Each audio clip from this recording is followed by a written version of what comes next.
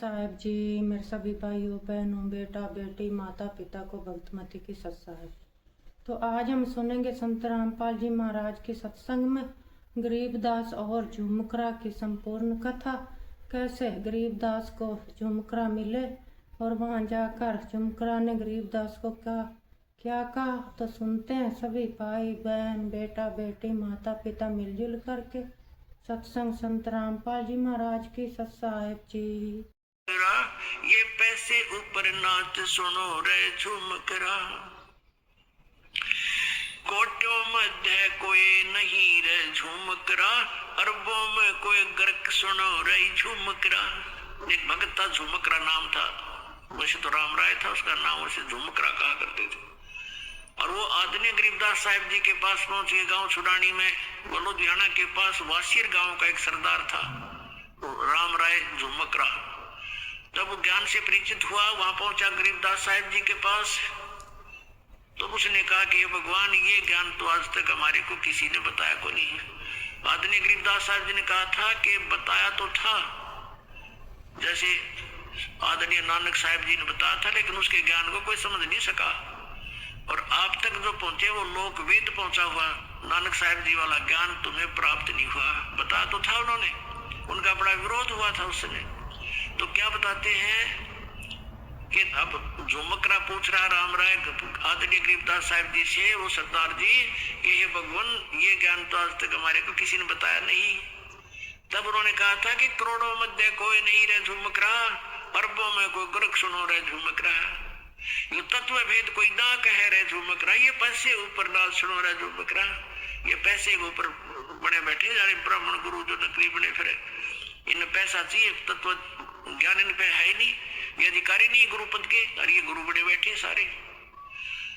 और करोड़ों में कोई नहीं मिला रे झुमकरा, करोड़ों गुरुओं में नहीं है, अरबों में कोई गर्क है।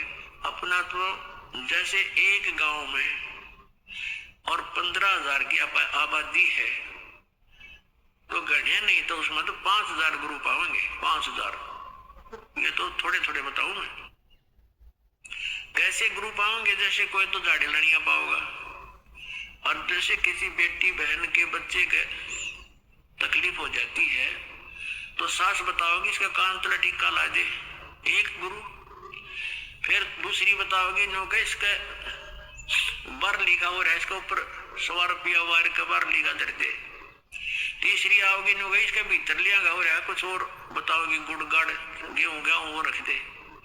और चौथी आओगी इसका चौराहे वाली का हो रहा है, वो दर दे। और कितने ले जाएंगे, वो का माथा टिकवा लिया वहां, कोई कहेगा वहां जोड़ बनवा लिया इसने। यानी एक ऐसे ऐसे 5,000 गुरु पाएंगे उस पूरे गांव में।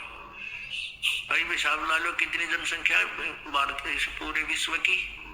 कहते करोड़ों में नहीं पावा था, नहीं सत्य ज्ञान बताने वाला। बाकी ये नकली गुरु हैं जो लाखों ने भ्रमित करे, इनके पास भी तत्व ज्ञान नहीं। तो कहते कोटों मध्य कोई नहीं रे झुमकरा, अरबों में कोई गर्क सुनो रे झुमकरा। अरबों में, उसमें अरबों में गर्क गरीबदास जी थे, आदरणीय गरीबदास साहिब जी, उसकी कोई सुना नहीं था। अरबों यानी पूरे विश्व में एक है। तो अरबों में आज इस दास के ऊपर कृपा है, इस परम पिता परमेश्वर कबीर भगवान की। इस पृथ्वी पर इस दास के अतिरिक्त तत्व ज्ञान से परिचित नहीं है। उनके पास ये गर्क का अर्थ होता है, यानी सब तरह से कंप्लीट है। जो कह रहा अच्छा गर्क है भाई, यानी कोई चीज को ठोक ठोक कर रखा हो ना बोरी में, जो कति गर्क ठोक रखा भाई, खांड में रखी हो कोर भी। तो यानी वो चीज कहते हैं जिसके पास कंप्लीट इन ऑल रिस्पेक्ट, जैसे उसको आदेश भी हो, अरियो ज्ञान हो, नाम देने का आदेश हो, अधिकार हो, तो ये सब सारे जो है ना फॉर्मेलिटी उसके ऊपर पूरी हो उसके पास, वो तो अरबों में एक पावेगा। अरबों में कोई गर्क सुनो रहे झुमकरा। नहीं, इस ज्ञान को सुनकर दास से ये चोर हो गए होंगे, एक दो चोर नाम देने लग भी जाएंगे, तो उनसे कोई लाभ नहीं होना, क्योंकि वो अधिकारी नहीं है।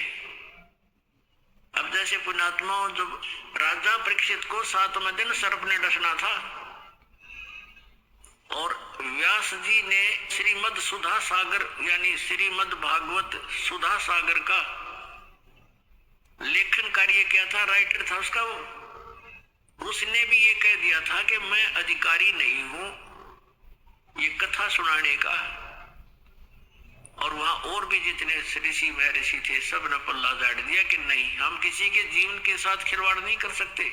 कारण क्या था कि 7वें दिन परिणाम आना था, तो सब ने पीछे हट गए। वो बुद्धिमान थे, ब्राह्मण थे कि नहीं, हम क्यों किसी के जीवन के साथ धोखा करें, हम अधिकारी नहीं है कि इसकी जीवन रक्षा कर सके, यानी इसको वो लाभ दे सके तो इस कथा सुनाने से हो सकता है, पाठ से। तो सुखदेव जी बुलाए गए थे स्वर्ग से, उन पांडवों की प्रार्थना से। पांडवों ने अपने पुण्य दिए, क्योंकि वहां तो सिक्के पुण्य के चले हैं स्वर्गलोक में, स्वर्गलोक में से उसके आने और जाने का विमान का खर्चा उन पुण्यों का वहां से प्राप्त हुआ था उसको पांडवों से। तो यहाँ आकर के उस कहते सुखदेव ने 7 दिन वो कथा सुनाई थी। उस समय ये कहाँ गए थे ब्राह्मण जो आज जगह जगह कथा करते फिरे, कहाँ गए थे ये संत जो आज जहाँ देखा वही संत दुनिया ने गुमराह करे बैठे। तो वो बुद्धिमान थे, समझदार थे, इसलिए उन्होंने ये रिस्क मोल नहीं लिया।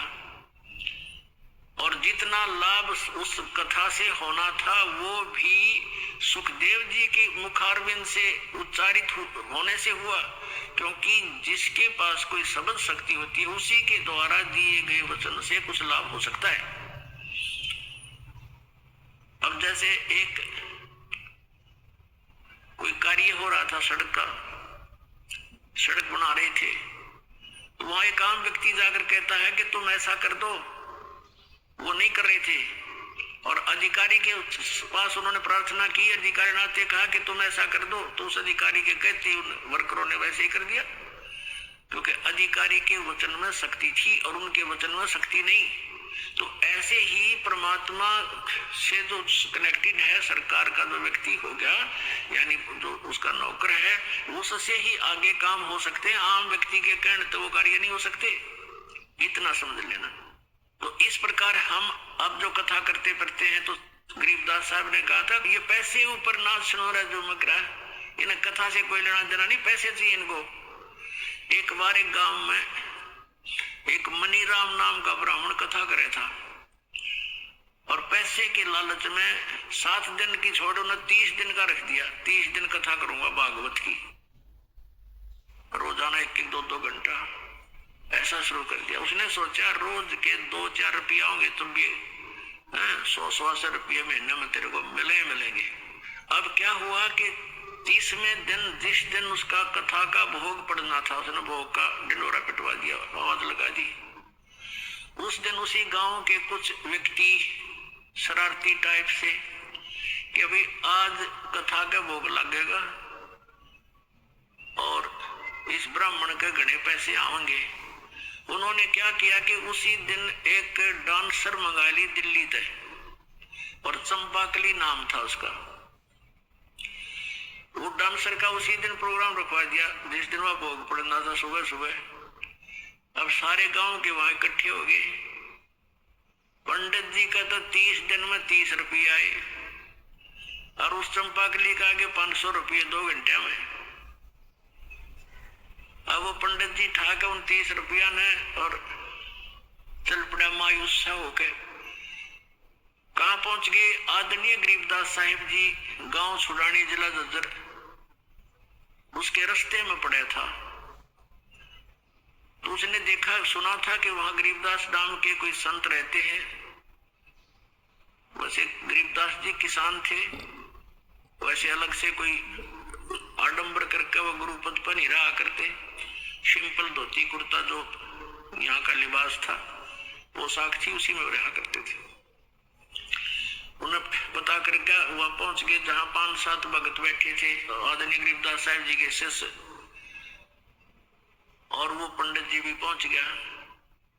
प्रणाम हुआ, बैठने का आसन दे दिया, बैठ गया और पूछा, क्योंकि वेशभूषा पंडित की नारी हुआ करती। गरीबदास जी ने कहा, पंडित जी ठीक कुशल हो? पंडित जी का माथा ठनक रहा, चौड़ी पड़ रही, कहने लगे महाराज क्या ठीक है, आग लगी पड़ी है, हाहाकार मच गई है। और दुनिया का तो नाश जाएगा, ये हो गया और वो हो गया। अब काफी उड़ाने सुलाने दे रहा था तो शिष्य बैठे थे, वो कहने लगे गरीबदास साहब जी से कि महाराज जी, पंडित जी को क्या तकलीफ है, कुछ बता भी नहीं पा रहा है ये। तब गरीबदास जी ने कहा, भाई बताओ क्या समस्या इसके सामने है। फूटी ज्ञान विवेक की, अंधा है जगदीश, और भाई चंपा कली का 500 और मनी राम को 30, यो रोड़ा पड़ रहा है इसके जी ने। है कि इसने कोई सूरत कथा करे था यू, जबकि मनी राम नहीं बताना चाहा था, वो तो अंतर्यामी थे गरीबदास साहब जी। उसकी बता दी सच्चाई। फिर वो मनी राम कहने लगा, महाराज आपने क्यों करवेरा पट्टा, आपको कैसे पता लगा मेरी समस्या का। बोला भाई भगवान की दया होगी हो रही है मेरे पे, इसलिए पता लग गया। लेकिन तूने अपनी समस्या का पता नहीं, मुझे तेरी समस्या का पता है। अब एक बात बता, तू गाली दे रहा उनके गांव के उन शरारतियों को, और तेरा क्या उद्देश्य था वहां पर? तू चंपाकली ने गुंडी मान रहा, तेरा क्या उद्देश्य था? अगर तेरा उद्देश्य पैसे का ना होता तो बात खत्म थी, तेने कहने की जरूरत नहीं थी, तेरा अपना फर्ज पूरा किया रह जाता, तेरा खाना पीना छूट गया। बोला जी बात तो नहीं, फिर उनको ज्ञान दिया, समझाया कि नरक कौन डले ढोरा नालायक, तेरे कर्म फूट गए, तो है अधिकारी कथा करने का। जब गरीबदास जी ने कहा कि उस समय कहाँ मर गए थे तुम ये सारे ब्राह्मण, जब राजा परीक्षित को सर्प डसना था, या महर्षियों ने जितने जिनको तुम आजांडी मान रहे उन्हें भी हाथ जोड़ दिया था, हमने इनके जीवन के साथ खिलवाड़ कर सकते, हम कथा के अधिकारी नहीं है, हम तो पाप के भागी बने। अब तुम्हें ज्ञान नहीं, इसलिए तुम जहर विष खा रही हो। उसी दिन उस ब्राह्मण ने चरण पकड़ दिए महापुरुष के और कहने लगा, भगवान आज के बाद ये नरक ये इकट्ठा नहीं करूंगा, कल्याण करवा। तेरा भगवान ने 2 रोटी दे रखी और मजदूरी कर ले, कोई साधन नहीं है। तो उसी दिन से उसने वो परित्याग कर दिया और छोड़ दिया। तो ज्ञान पता चलेगा कि ये विष है, ये नहीं करना चाहिए, शास्त्र विरुद्ध है, साधा उस दिन त्याग देंगे हम।